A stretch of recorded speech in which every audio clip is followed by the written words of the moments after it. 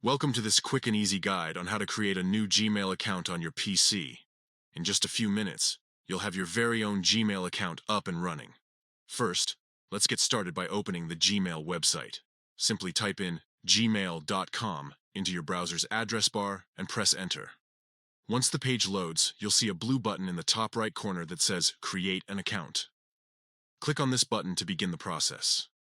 Next, you'll be asked if you want to create an account for personal use or for another purpose. Select For My Personal Use from the options provided.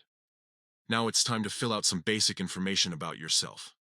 Enter your first and last name as you'd like them to appear in your email profile.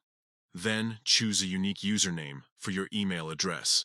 This is what comes before at gmail.com. If your preferred username is already taken, don't worry. Just add some numbers or letters until you find one that works. After setting up your name and username, it's time for security. Creating a strong password. Make sure it includes both uppercase and lowercase letters, numbers, and symbols to keep your account safe from unauthorized access.